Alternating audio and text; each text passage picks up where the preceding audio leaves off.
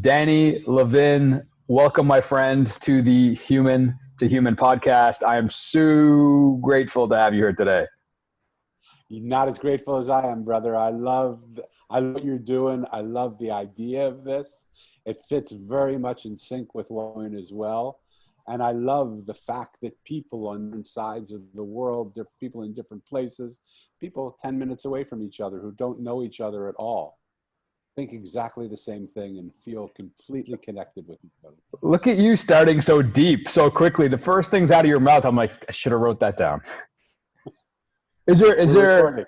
oh, well, absolutely. Is there something about you that just wants to go deep with people right away? Yeah, it's a good question. That's my Jewish upbringing. I think that when my parents passed away, which was a really big moment in my life, my parents passed away 2 years apart on the same day.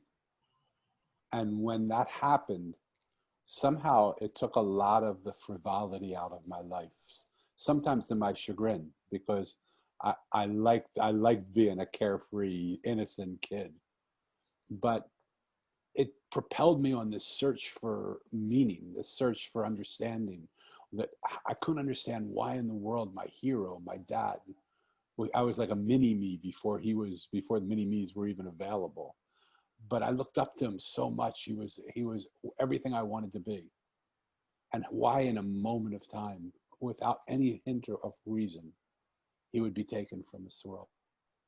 And that one question, my dad, even more than my mom, who passed away 2 years later because she couldn't deal with my dad being there. 2 years later, on exactly the same day at exactly the same time, she willed her death through getting cancer and dying at that moment. But it propelled me to think, like, what's going on in the world? Like, why spend time on superficial little things? Because who knows when we could be taken from each other. In the middle of this conversation, I could have a heart attack and die. How would I want to live this moment with you? What would I want to know about you? What would I want to be able to give to you? Do I really want to talk about the weather and how's it going and, the political climate of the world? Maybe. I mean, right now the weather's a mess in the United States, and the political climate's worth discussing, right? So maybe those aren't bad things. But I just think about, how do we pull together a disconnected world? Because we tend to see the differences in each other rather than the similarities. And we're all so much more similar than we are different. Oh, man, I feel like you just wrote the entire bio for this episode in that opening. By the way, sorry to hear about your parents. I can't imagine that was easy in any regard. That must have been a very difficult time. And I'm sure you still think about it. All the time. And the Mosaic, the book that's over my shoulder, is really my fableized version of that story. And really what I learned through that whole process, because it's about a boy who loses his parents 2 years apart on the same day. And when he asks the adults where his parents are, they tell him they're in a place called heaven. So he sets out in search of that place called heaven. But the people he meets are not the clergy and the wise people. He meets the common, ordinary people. He meets the trash man and the road worker and the street artist and the blind woman and the homeless guy. And he sits and listens to them. And in listening to them tell their story, the thing he realizes is the person he initially saw isn't at all who they are after he listened to them a little bit. And it's not because they changed, it's because his perception of them changed. And so our perception creates our whole reality.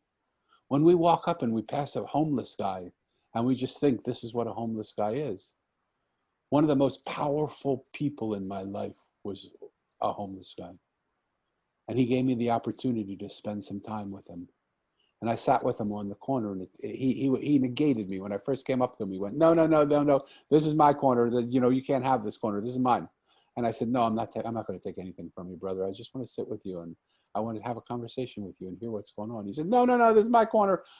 I said, what are you worried about? He said, I'm not going to make money when you're here. I said, how much money would you make in a half an hour? And he said, $5. I make $5 every half hour. I make $5. And I said, here's $50. Put it in your pocket. You've got 10 times that now. And anything that comes during the time we're here is yours also. Don't worry about it. I just want to take some time to sit with you and talk to you. And it took him about 45 minutes to warm up. But what he told me was the life of a homeless guy is the worst thing you could ever imagine. He's so ashamed of himself and embarrassed to be on the streets like that. And then what people do to him, they treat him like a thing. They don't treat him like a person. I was talking to someone a black person in the South, and they said the same thing. We feel like people treat us like things. We're not people, because how can you do that to people? But go back to the homeless guy. He said, people treat me like a thing. They don't treat me like a person. They'll come and punch me. They'll walk by me and punch me. They'll beat me up. They'll kick me. They'll spit on me. They'll urinate on me. They'll throw defecation at me. They'll steal my money that's in my hat. And he said, one day, all of that happened at once. And I thought, that's it. I've had enough. I hate my life. I'm not bringing any joy to anybody in my life. I'm going to go around the corner this evening and I'm going to take my life. And he said, not 2 minutes after I had that thought, a guy came up to me and put his hand on my shoulder and said, how are you doing, brother? And I said, this is not a good time, man. Just keep walking. This isn't a good time. Just keep going. You don't want to hear how I'm doing. And the man, instead of leaving, sat down next to him and put his arm around him. And Corey, the homeless guy, told me he started crying, crocodile tears. And he started to let go of all the things. The man said to him, tell me what's going on. Tell me what troubles you. And Corey spent the next 10 minutes just letting go of all of it. After 10 minutes, he said to me, I could no longer kill myself that night. Because what I saw is a person who was important sat down with me, someone who's not important at all, and cared enough about my life to just sit with me. He said, it only took 10 minutes, Danny. So I said to him, what would you say to the people walking by? You see all these people walking by you all day and all night. They treat you like shit sometimes. What would you say to them? He said, I would ask them to do what that man did. Take 10 minutes out of the course of your life and just find somebody and sit with them and ask them how they're doing. You don't need to fix them. You don't need to change them. You don't need to elevate them. You don't need to convert them. You don't need to show them the way. All you need to do is sit there and listen to them.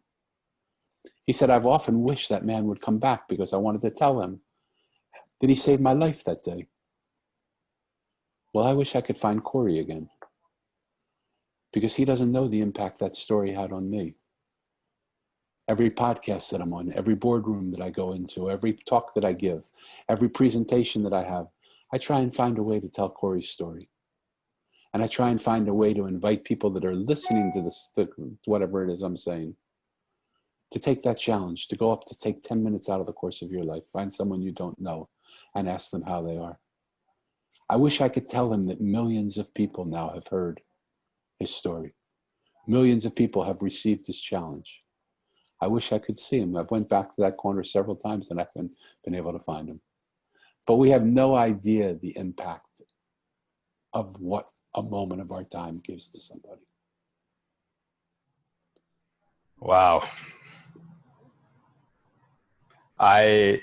In one aspect, I think a part of me is like, Karan, end this here because this will be the best episode that you've ever created. And the other part of me is like, holy shit, it's just been 10 minutes. Let's keep going.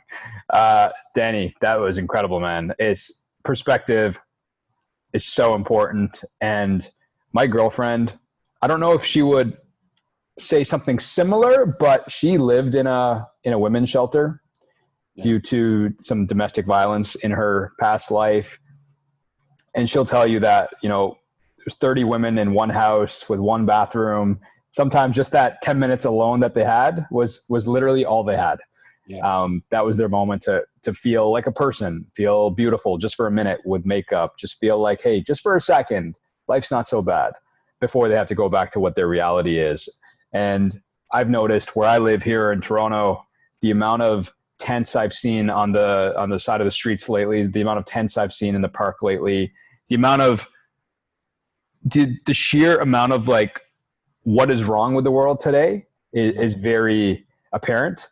And I totally understand what you said about people are people. They're not things. They're not just items. They're not objects, no matter your race, no matter what your income is, or if you live in a street, or if you live in a condo, or you live in a house, it doesn't really matter. It's something, as I've gotten older, I know there's always room for improvement. There's always room to treat people better. And I just wanted to say thank you for sharing and opening with that.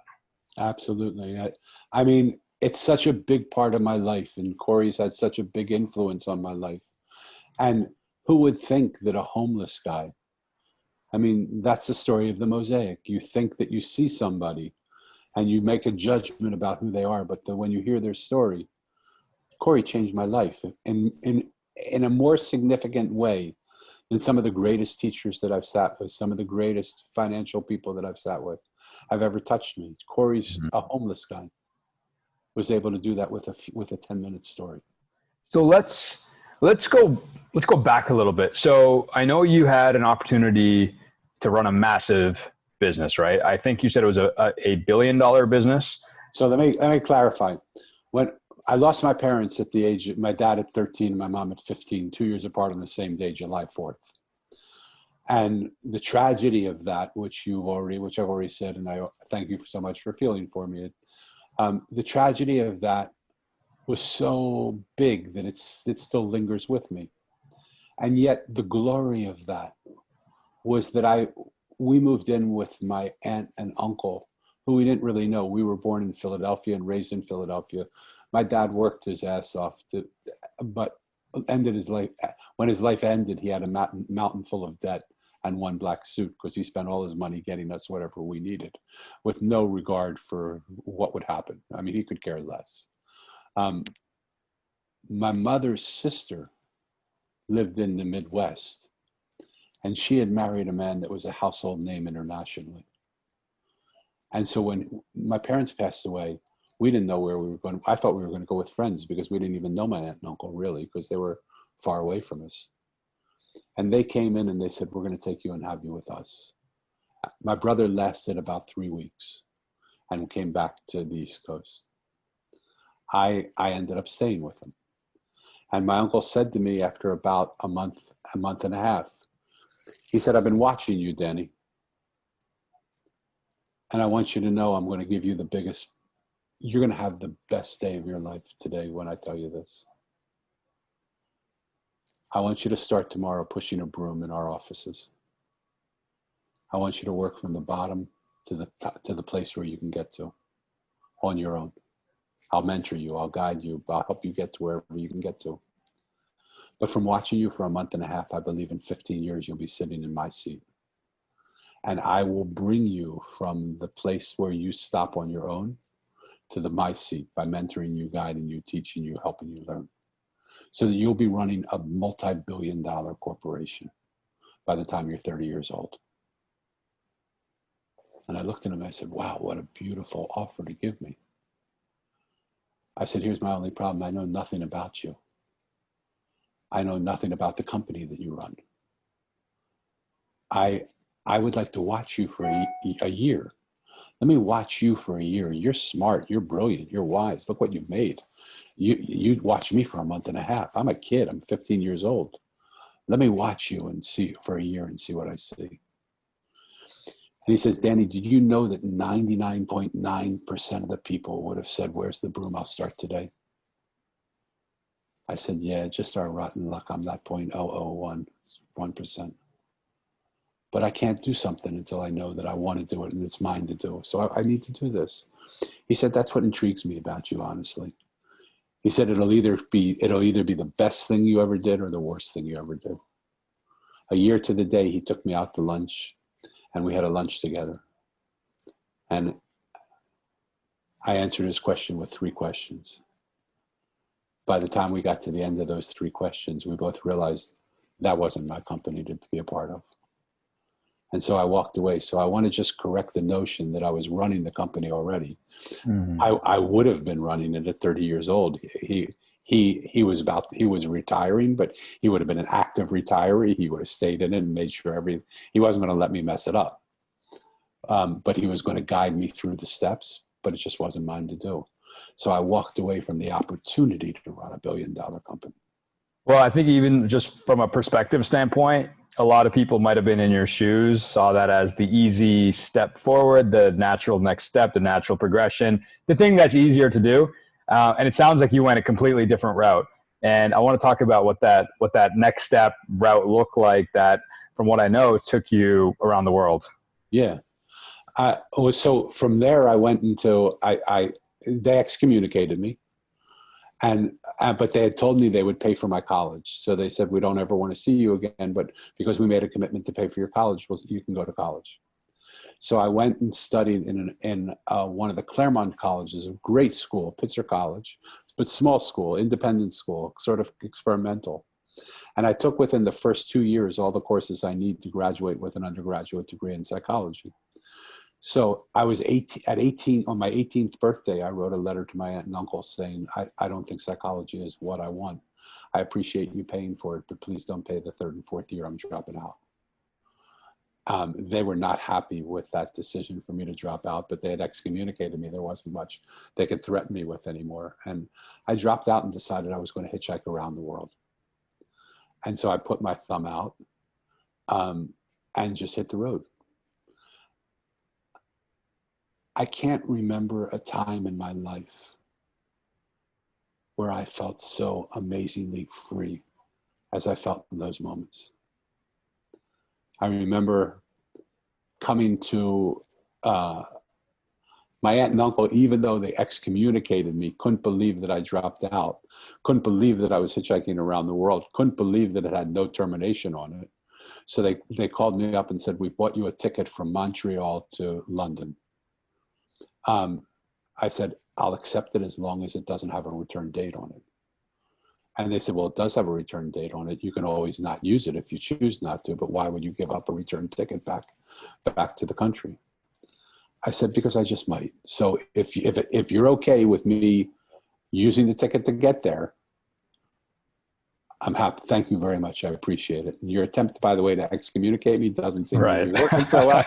You still seem to want to help me. And I want to say how thankful I am to you. And it took me about 6 months to get from California to Montreal. So they weren't real happy with that either. But I just took my time because I stopped where I wanted to stop. I went when I wanted to go. In Montreal, I took a plane to the UK. And when I arrived in the UK, it was 4 o'clock in the morning. And I said to myself, there's one person at this immigration line amongst the 15 people that are lined up here at 4 o'clock in the morning that I want to try and avoid at all costs. She's at station number 4. I walked up to the immigration place, and once you know it, the guy said, station number 4, sir. And so I thought, isn't that perfect? So I came to station number 4. She said, Mr. Levin, how long are you planning to stay in the UK? I said, oh, I'm going to be here for a little while. I'm starting a trip around the world. I don't know how long I'll be here, but I want to stay here and enjoy it for a little while. And she said, how much money do you have in your pocket? I said, I've got about $500. She said, can I see it, please? And I took it out. She said, Mr. Levin, you have $380 in your wallet. How long do you think $380 will last you in the UK? I said, oh, I think it'll last quite a long time. I don't spend that much money. She said, so you're not planning to work, right? I said, no, I'd have a work visa if I was planning to work. I don't have a work visa. She said, I'm going to give you a 1-month visa, but I don't think you're going to last here 1 month. If you want to renew it, you can renew it. And so I made a pact to myself that I would renew my visa there, even if I wanted to leave the UK the next day after I did. And I started walking around London. And as I was walking around, I saw someone putting up a sign just as I was walking by. And I was a spiritual guy, and the people putting it up, I didn't know anything about it. It was Scientology. And they said, we're looking for someone to walk around the city and hand out personality tests. And I thought, fabulous. I'm going to walk around the city. It's what I want to do anyway. I want to see the city. I want to talk to people. I'll hand out these personality tests. There's no commitment of how many I have to hand out. I'll just see the city that way. So they brought me in, and I said, they said, I think you're the first person to ever walk in here of his own accord. What is it you want? I said, I just want to do the job for you. I think that would be great. But I do need a place to stay. They put me up in an apartment that Winston Churchill lived in, with its own park, with its own tennis court. And I stayed there for a while. And I passed out these tests until they got heavy with me. And they said, you've got to join our group. And I said, that was never the arrangement. And so crazy things they did, crazy things.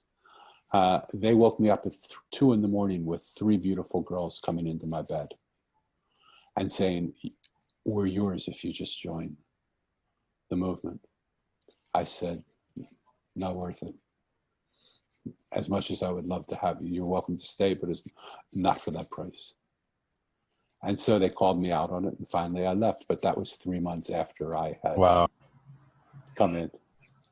Oh man, I feel like you've got stories for decades. That's what it sounds like. This is pretty powerful. So where does the whole living in a monastery come into play? So you have to understand, underneath all of it, underneath all the beautiful stories, was still this idea that I was in search of the place called heaven.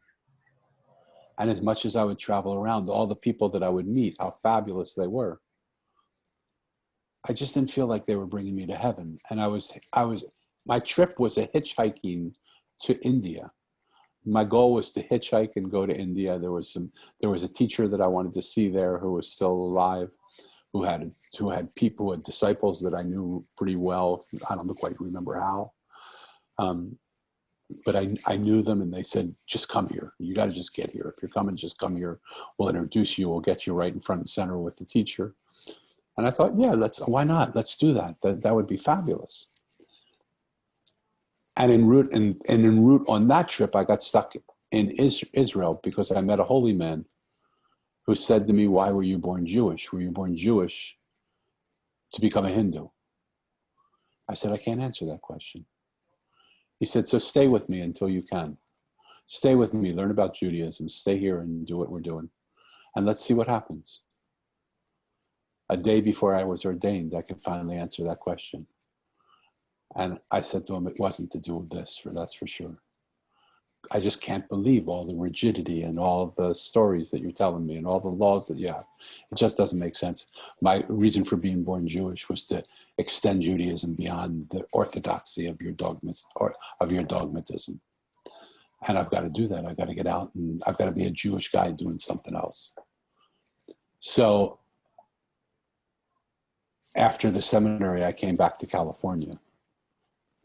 And my brother was part of a yoga community. And I started hanging out with them a little bit. And what I loved was this practice. Like in Judaism, we spent so much time praying, but all of the time we were praying, we were talking. We were reading prayers from a book. We were reciting things. We were telling God how glorious he was, how fabulous he was, how omnipresent, omnipotent, omniperfect, omni-this. There were so many omnis in my linguistics at that point in time. But we weren't listening at all. And so when my brother was in the part of this group, and it was a meditation community, I thought, oh my God, what I wouldn't give to just sit and be with my beloved and just listen to my beloved. And when I saw it, I just said, I got to go into the monastery. And I spent 10 years in the monastery, sometimes taking 18 hours a day. Because I'm sure you mentioned your girlfriend, so I know you've fallen in love. And you know that moment when you fall in love, you just don't want to be with anybody other than your beloved. Absolutely.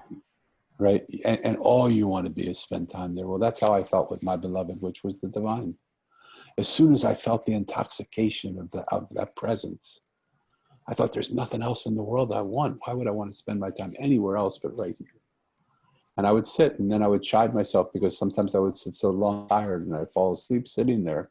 And then I'd wake up and I'd say, well, that's not so bad. You're sleeping in the arms of your beloved. So what's wrong with that? People do that all the time. So you can go to sleep here if you need to. When you wake up, just come back to practice. And if you're tired, just go to sleep. You don't have to sit here. You don't get any more points sleeping, sitting up than you do laying down. So go to bed if you're tired. Come back and sit more. Those days I'm intoxicated with. And in some ways, when I finished writing the Mosaic, I wanted to refine those days. I made a decision to do what Mo did. I was going to go out on the road and I was going to go to every village, every town, every city. And I was going to speak to the people that nobody speaks to and listen to the people no one listens to. That was my goal. And I was scared now because now I'm 65. Then I was 18. Then I had no aches in my body and nothing I didn't think I could do. Now I have aches and pains in my bodies, and my body's not, I didn't take care of my body through the course of my life very well. So my body's not taking care of me so well right now. So I'm restructurizing my body right now because COVID's given me the opportunity to say, you would have been a mess out there. You wouldn't have made it. But it came and it said, no way, you're going to out there. So I started to have these conversations in my Zoom room. And I've talked to people in every continent on the planet. I've had hundreds of conversations, 10, 12 conversations a day, because people can't resist the idea of talking to a stranger. They love the idea of talking to a stranger. So that's what I'm doing a lot now, with the thought of just loving and accepting another human being, listening to them and hearing them, and acknowledging and validating them for what they're saying. Such powerful practices. So obviously perspective is a major factor in your life, not just about the story from Corey, the hitchhiking, the walking away from the opportunity to essentially having the keys to a kingdom, to living in a monastery for 10 years. I feel like perspective, could be another title of this show. Where do you see, Danny, in today, 2020, September 2020, where do you see a lot of people go wrong in their day-to-day life, especially when it comes to perspective? Where do people go wrong? I don't really use the word wrong very much because I don't think anybody ever goes wrong. I don't think there's much that we can do wrong. But what I think happens sometimes is we get so caught in the story of our life that we believe the story of our life is the story of life itself. We believe the way we see the world is the way the world is. But if people don't get anything else from this show that we're doing right now, get this one point. Here's a 65-year-old man sitting there telling you that nothing that I've ever seen has been what it actually is. Nothing. And so when you see over and over again that the perspective you think that you bring to life is the perspective that is, look how much we argue around what I believe and what you believe.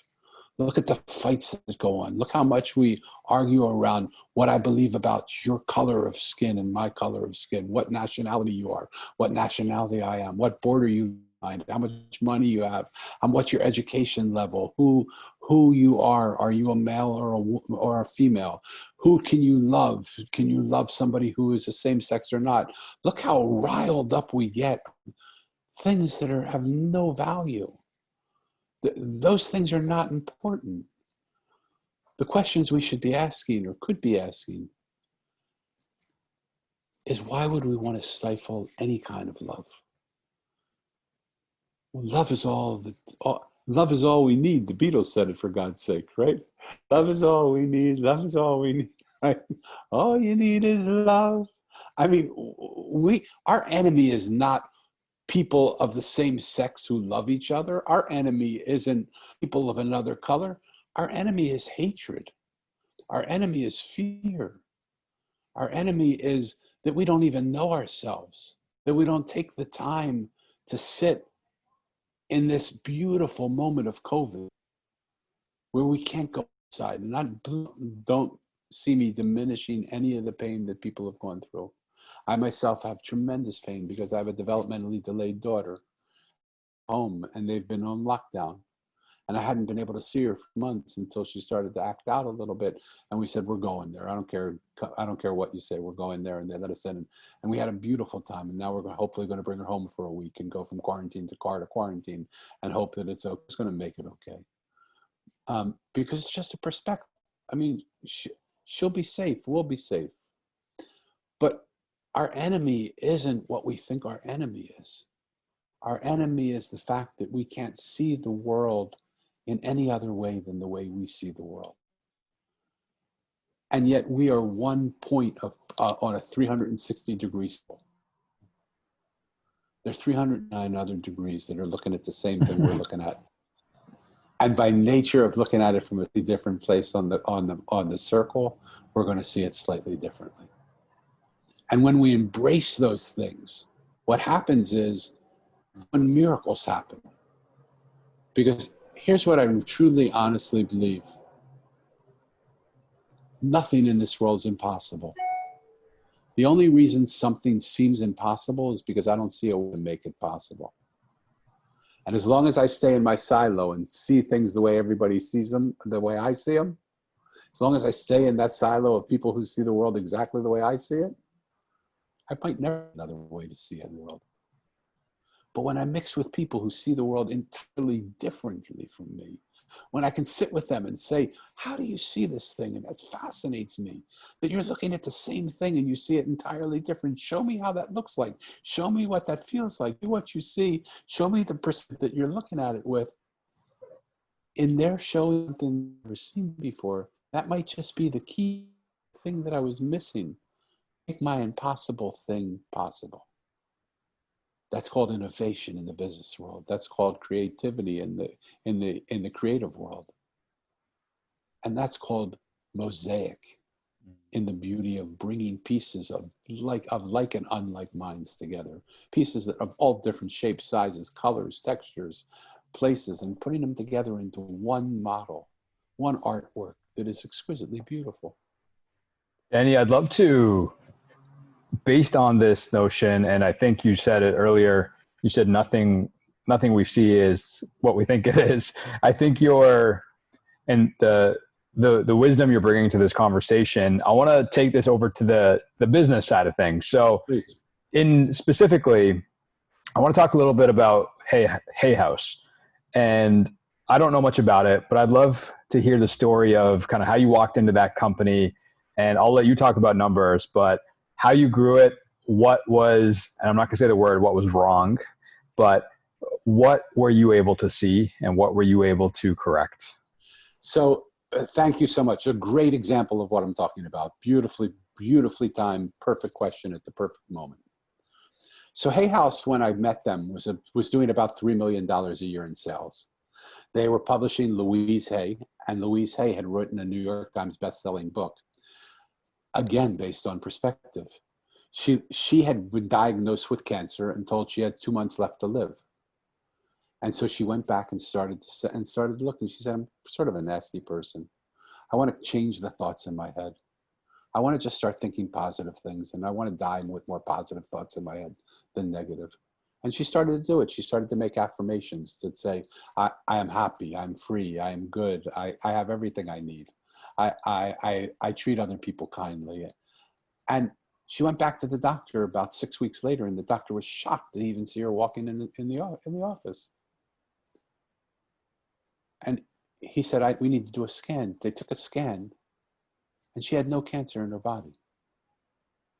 And he said to her, I'm sorry, I have to say this to you. We misdiagnosed you. You don't have any cancer. She said, why would you be sorry to tell me that? That's the greatest news you could tell me. But why did you say I had cancer? He said, well, the CAT scan we looked at, you had full-blown cancer. You shouldn't have lasted a month. So she said, bring it up right now, knowing that I don't have cancer now. Tell me what happened. He said, I can't tell you anything. These things sometimes happen. I have no idea. But whatever you're doing, keep doing it. So she wrote a book called You Can Heal Your Life, based on changing your thoughts, looking at how certain diseases were a part of certain feelings and beliefs that we had about ourselves. When I came, that was really the book that they were doing. And to show you how long ago it was, they just started to do cassette tapes. People might even not know what a cassette tape is. They did cassette tapes by a doctor by the name of Dr. Bernie Siegel. And that was how they were expanding out. When I came to them, I said, hold it. You pride yourself on being, you're a self-help publisher. That's all you publish. Why wouldn't you go after every self-help published author in the world? And they said, well, nobody's ever going to, I mean, they're not going to come to us. The good ones that we want are making millions and millions of dollars, and we get all the crappy ones, we get the cream of the crop, and that's what cream of the crap, and that's what we publish. But nobody knows them, and it's a pain in the ass. It's hard. We work hard for them. We sell 3,000 books, and we think we're doing great. But we can never get the people that are selling hundreds of thousands of books. And I said, never's a long time. Why would you say that? And he said, well, how would you do it? I said, well, if you're interested, let me figure out a way to do it. Let me think about it. And I created these card decks that no one had ever done before. And they were basically cliff notes, but done in a box and highly designed with the 50 top thoughts of a book. And we made them really attractive. And then we created oracle cards based on those, where you could pick a card, and there was a reason for them being cards. You picked a card, and they were like tarot cards that people had been using, but we took our authors' works and made oracle cards out of them. We took them to New York Times best-selling authors. I was part of the first 4 that we did. I wrote a deck called the Zen cards. Wayne Dyer did Inner Peace cards. Louise Hay did Power Thought cards. And we did 4 Agreement cards with Don Miguel Ruiz. And we took those first 4 decks and said to people, this is what we're planning to do. And I went to New York Times best-selling authors, and I said, you probably can't give us your book because you're getting $1 million advance, and we can't afford to compete with that. But you can give us your card decks. Nobody knows even what these are. Why don't you give us your card deck? And we published a card deck around their New York Times best-selling title. That card deck sold 10 times what their New York Times best-selling book sold. In a world where nobody was even doing card decks, and it just continued to grow. More and more people would come. So what happened is, somehow I saw into a pocket, a space where we could go to the people that we wanted to go to and give them something that had never been created before by seeing something that had never been done before. In business, that's what you got to do to innovate. You got to not find look, in sports, when I played football, my coach told me I was a linebacker. I was a fullback on one end and a linebacker on the other. So both of the positions were meant to basically knock people down. My linebacker coach said, Danny, you never go to where the ball is. You go to where the ball's going to be, and then you go 5 yards beyond, 5 yards past. So you don't hit the guy where he is. You hit him as if he's 5 yards further back. So you're running in with that power of that. You never go in business to the place where things are. You go to the place where they're going to, and you hit it 5 times as if it's 5 yards behind. And most people don't take the time to think about it because they're so caught up in the race of how do I maintain, my competition's doing this, I got to do this. Your competition's doing that. If you do what they're doing, you're already behind the ball. Mm-hmm. You're already hitting them 5 yards behind where they are. You got to sit and say, when you really sit and listen, what is trying to happen here? What's the next step in where our business wants to go? What's that thing that we can't see, that if we would get out of our way, we would see it?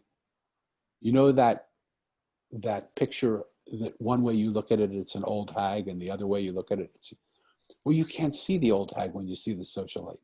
It's just physically impossible to do it. So the way we see the world is literally blocking us from seeing the world that actually is. In doing that, the people that we did the card decks with said, why don't we publish our books? You're selling 10 times the amount of card decks in your book. And I said, well, gosh, the reasons you're getting $1 million advance, but look what we're doing with what we have. We can get you that money, not in an advance, but we'll work together with you and sell it. We'll get you higher royalties. We'll do stuff for you that'll work better. And soon they came over. And we went from a $3 million company 10 years later to a $100 million company. Just because we started to see differently. We started to listen better.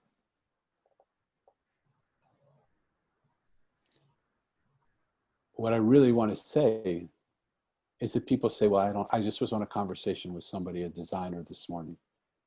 And I said, why don't you think people listen? He said, well, I don't think people have time to listen. When people realize that the most profitable thing they could do in their life is listen and see, That's so powerful. they would make time to listen and see. Because imagine if the greatest ideas for your company might be sitting in the head of your secretary that you never talk to. They might be in the mind of your janitor who's cleaning up all the departments and seeing everything everybody's working on. They might be in the guy that's driving you in the Uber to work. They might be in the person that's serving lunch in the cafeteria in the place you work with at. You have no idea what people are, how much knowledge is in the people that are standing all around us, but they never get a chance. We never care enough to sit with them and say, what do you think? What do you believe? What would you do? What about this product? What do you think? What does it look like? Is it functional to you? Would you use it? Take it home, try it, see what you think. Show it to some of your friends. What do you think? Tell us what they would think. Get that feedback. It's so powerful. Ask them what they would do. What color would they do? How would they make it? How would they make it? What would they change on it? Tell them to scrap the whole thing away. How would you recreate it? What would you want it to look like? At worst, you come up with the same product and it's fine. You just took a little time to get people engaged in the process and they feel more a part of your company than they ever have. I 150% resonate with what you're saying. That breakthroughs, ideas, things that were always right in front of me have never come in a moment of me spending more time behind a laptop or listening to more podcasts or just being busy, pretending to be busy. They've always come in silence. They've always come in nature, sometimes in the bathtub, other times in thinking time, just me in a notebook, 5 a.m. where I love to wake up, just silence. I'm with myself and my own thoughts. That to me is one of the most valuable times of my day. I love that. Is me asking myself questions. So what I would invite you to do, not because you have to, just because an old guy in California is sitting here saying, why don't you give it a try? Why not invite the inquiry of other people? Why not walk up to a stranger and say, this is what I'm thinking. What do you think about this idea? Why not engage your kids in the conversation? Mm-hmm. Why not take time with people that you would never take time with, that you never would think would be able to help you? And just say, what would you do if I was in your case? I'm doing this thing now that I started called 50 Conversations with 50 Strangers. I posted one post, and in the first post I got 150 responses. So I can't call it 50 Conversations with 50 Strangers anymore. So now there's just conversations with strangers, and I'm having sometimes some days I'm having 12 conversations, 12-hour-long conversations a day with people who come into my Zoom room. And I just ask them what they think, what they believe, what they feel. It's fascinating. And is there a structure to these conversations? Walk me through, because I love what you just said. And for anyone listening, an exercise, Danny and I are saying this is the exercise you have to complete in the next 24 hours. So Danny, walk us through, you meet a stranger, the context of the conversation, how to go about it, how to structure it. Because I think there's a ton of value when you step into your comfort zone and you do something that scares the shit out of you. Yeah. For those of the introverts or even some of the extroverts listening, how do they go about doing this?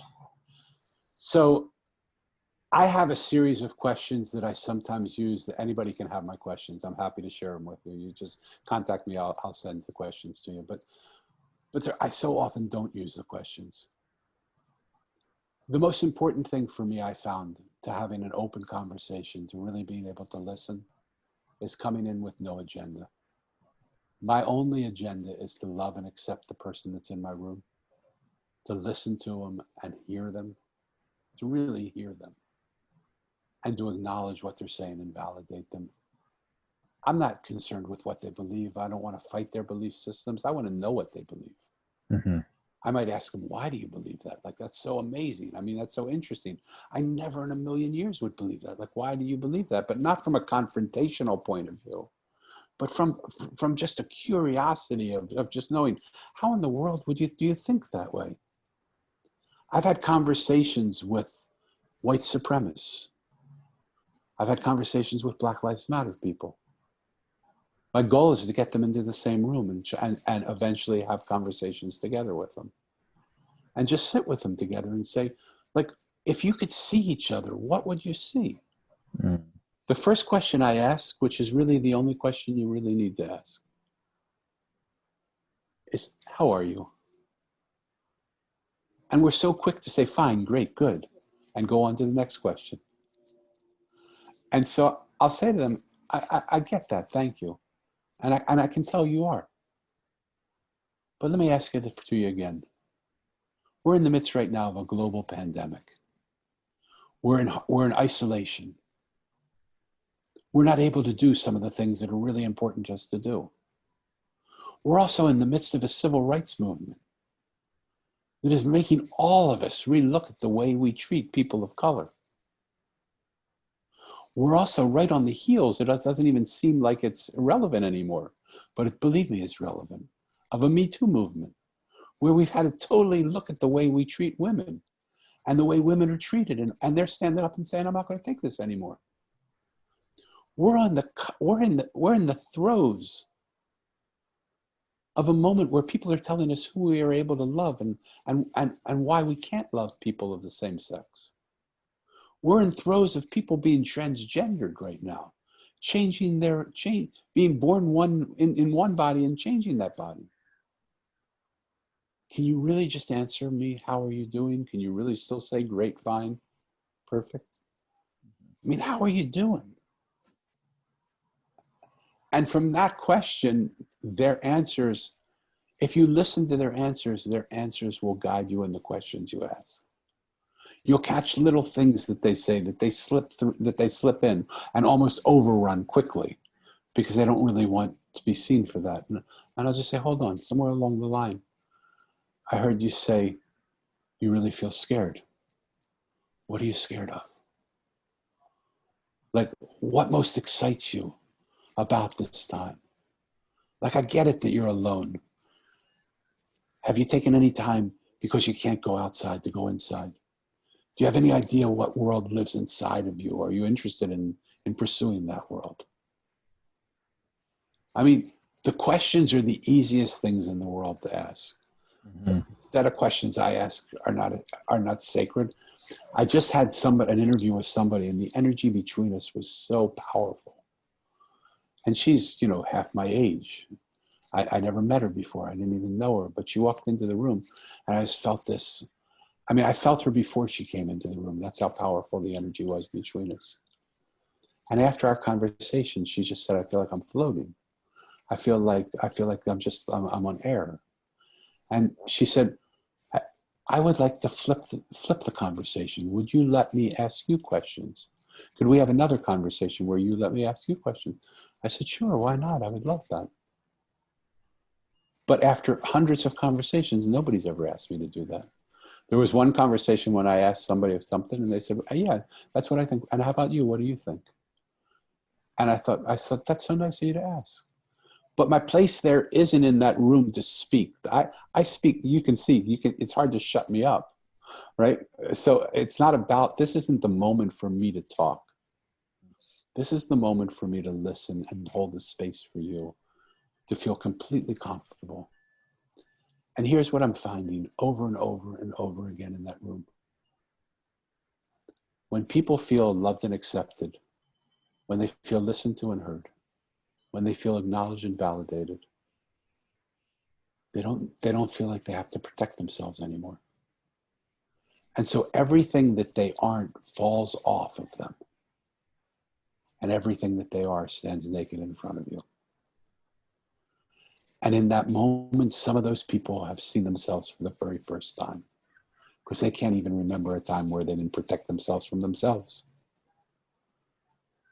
And for those who have seen themselves and know themselves, they're just so thankful that another human being will care enough about them to let them show up as they are. I have no special gift.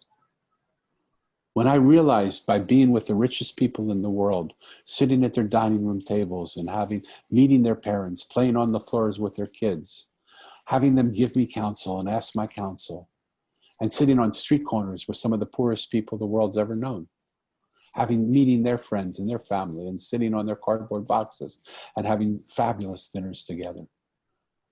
When I realized that every single one of them wanted the same three things, I realized what my work was. Every one of them wanted to be loved and accepted. Every one of them wanted to be listened to and heard. Every one of them wanted to be acknowledged and validated. And I said, gosh, I can do that. I don't need to be a monk for 10 years to do that, which I was. I don't need any of those things. I don't need to be a rabbi one day away from being a rabbi, which I was. I don't need any of those things. All I need is a compassionate, kind heart that cares so much about you that I want to know who you are.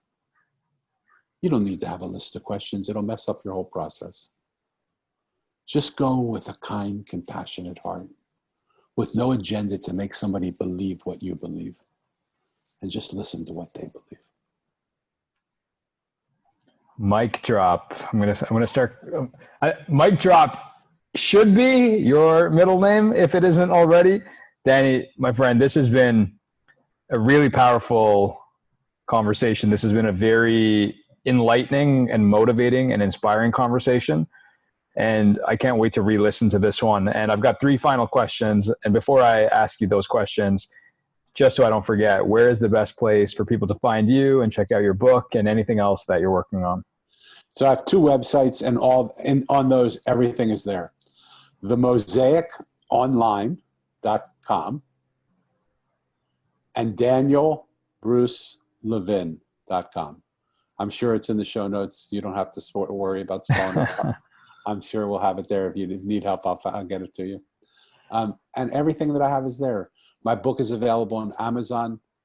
People would, my sponsors would love if you buy that book.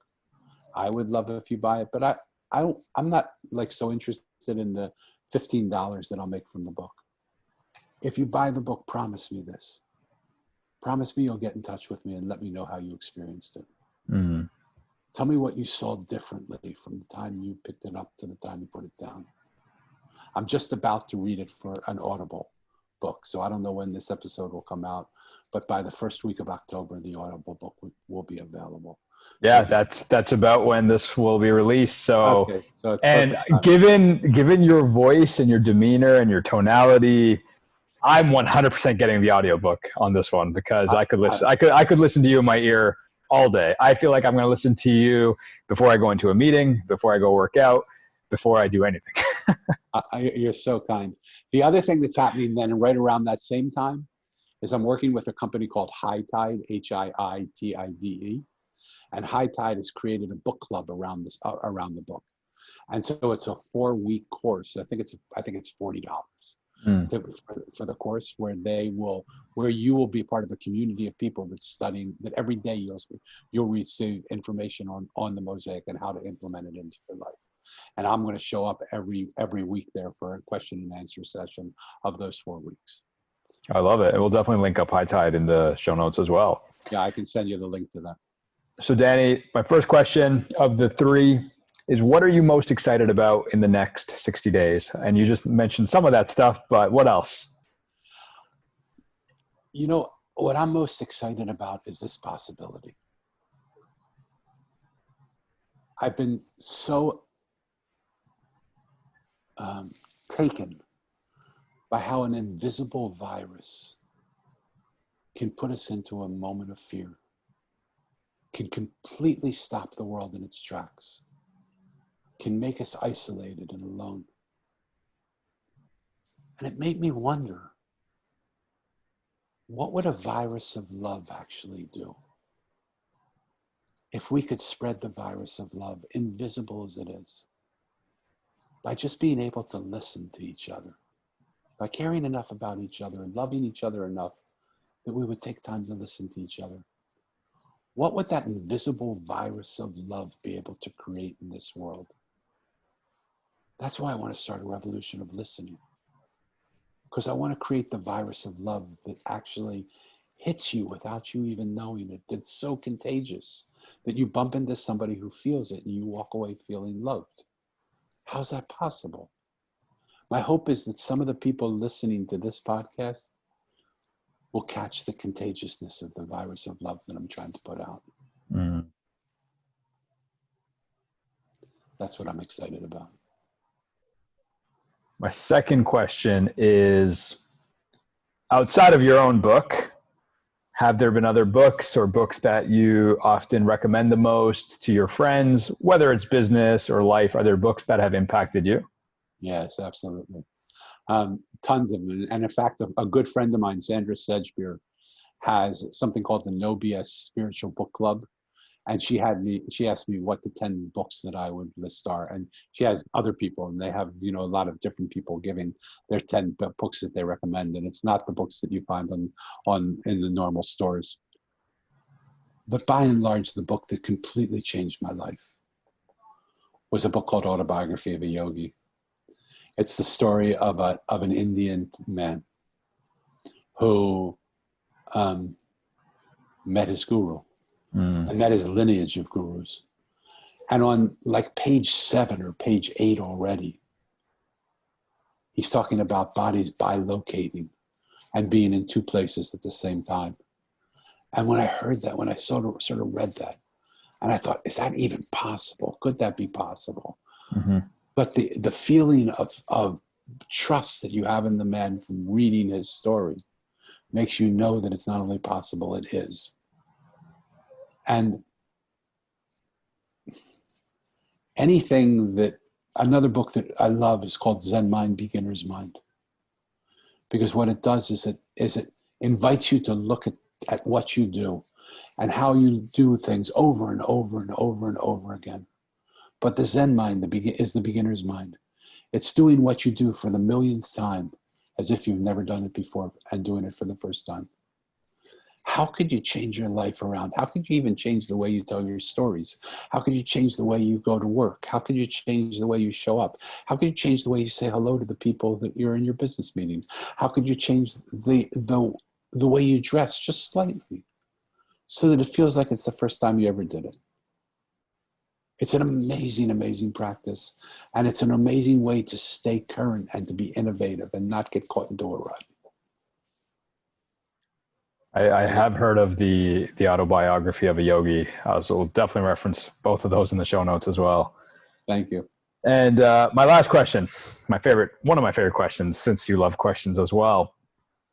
So Danny, tomorrow morning, everybody in the world wakes up, every city, every country, every continent, and everybody in the world is looking at the exact same billboard. They wake up, they open up their curtains, and there's one message globally that is shared with every single person who wakes up tomorrow morning. Except tomorrow, Danny gets to control the message of the billboard. What message would you share? Listen to each other. I mean, at first I wanted to say love one another, but I'm sure someone else on their day would have written that. Just listen to each other. Listen to yourself. Listen to each other. So often I've said to people in this pandemic when they're going through a hard time, if you can't go outside, go inside. Take the time to go within yourself. There's such an amazing world here to be discovered that you have no idea. Just listen to the sound of your own spirit. Not the sound of the noise in your voice. You can listen to that too. It's okay. But if the noise in your head is bothering you or confusing you, start to listen to your breath. When was the last time you heard your inhalation? When was the last time you heard your exhalation? When was the last time you took a moment to feel, what does my inhalation feel like? Is it warm? Is it cool? How deep do I inhale into my body? Do I inhale just into my nose, into my shoulders, into my chest? Do I go into my gut? Mm-hmm. I mean, don't control your breath. Just listen to the breath the way it actually operates. What I found from the Mosaic, do I have time for a little bit more, one more story? Yeah. Okay. Sorry, I know I'm over. Our breath is what gives us life. And we relegate it to our unconscious mind because it's too laborious for us to think about. So if our breath gives us life, it makes sense then that the way we breathe will determine the quality of the life that we have. And when most of us, myself included, aren't concentrated on our breath, most of the time we breathe a shallow inhalation and a shallow exhalation. When we're taking a shallow inhalation, we're bringing a little bit of the world into us. And a shallow exhalation is we're giving a little bit of ourselves back into the world. Probably not major impact stuff, right? We're not allowing the world to come in. We're not receiving much. We're not really giving all that much. We're sort of just existing. You know, we're sort of breathing enough breath to continue to go on. When you start to notice your breath, you might notice that your inhalation is longer than your exhalation. Well, what would a deep inhalation and a shallow exhalation tell you? It tells you you have a lot inside of you, but you're not finding a way to communicate that out. So often I see people that are so on fire with a message, but they have no idea how to communicate it. Or the other side, the negative side, quote unquote, because I don't like to talk in negatives, but the downside of that is that you're taking more from life than you're giving. You decide what a deep inhalation for you means and a shallow exhalation. But in both cases, it's not a balanced breath. The other side of that is a shallow inhalation and a deep exhalation. Boy, I see a lot of those people. I see a lot of people who have very little inside of them, but they are talking about who they are, what they've done. They're showing you how great they are. They're telling you 25 years ago what they did. And they're building this mountain for themselves to stand on, but they don't believe they belong on it because they don't feel like they feel empty inside. If you're taking a shallow inhalation and you have a deep exhalation, the other way of looking at it is you're giving too much, but you're not receiving enough. We live in a world of givers where givers don't know how to receive. We give and we give and we give. But in the energy wheel, it's got to do this. We got to keep going. That's what creates momentum. You can even feel it as I'm moving my hands right now. I can feel it. But if the momentum is just, it's not momentum. There's nothing there. It gets stopped because you have to give and you have to receive. Allow the world to give to you. Allow yourself to receive. Don't overbe who you are. If you have a little bit in yourself, talk about the little you have in yourself. Show up as you are and increase your inhalation. And the fourth place that is completely free of charge. It doesn't cost any more. It doesn't take any more time than the other breaths you're breathing, is a deep inhalation and a deep exhalation. How beautiful to feel free enough to breathe this world completely into you. And to exhale out when you exhale, to empty yourself entirely. To put everything that you think, believe, feel, give it back to the world. It's not so important what you have. Because on the next breath, you'll be filled up again. Like the emptier we become in a world where everybody's trying to tell you how full of themselves you are, be the one who empties yourself in front of everybody. Because when you're empty, you can receive everything. When you're full, nothing's going to go in your cup. So empty yourself with every exhalation, empty yourself with every inhalation. Fill yourself up with what the world wants to give you in that moment. Enjoy it, accept it, dance with it, celebrate it, embrace it, and then give it all back. And then take it in again. And watch the way your life changes and the quality of your life changes by the quality of the breath that you choose to breathe. You're choosing the breath that you take. No one's telling you to breathe shallow, shallow. Take a few moments and look, even if you don't look at any other aspect of your life, look at what the very act of the thing that you do that gives you life is telling you about the life that's possible for you. Danny Levin. A lot to put on that billboard, huh? I'm going to say it here, but this is definitely part 1 of 2, okay? I would love it. We could definitely go for part 2 and part 3 and likely part 4. Danny, this was an incredible conversation from the bottom of my heart. Thank you so much for just sharing openly a little bit about your experience, your wisdom, your mystic approach to life and business. And I just wanted to say I was really grateful to have you here today. I love being with you, and I hope that you will not let this die. Like, let's make this the beginning of our life together, not the end of it. Not just to Appreciate be on you. your podcast, but just to be in our lives together. Let's start to create something beautiful together, because the world needs cooperation, not competition. The world needs people coming together. Let's come together and create something magnificent. Collaboration over competition. Yeah. Daniel Levin, everyone.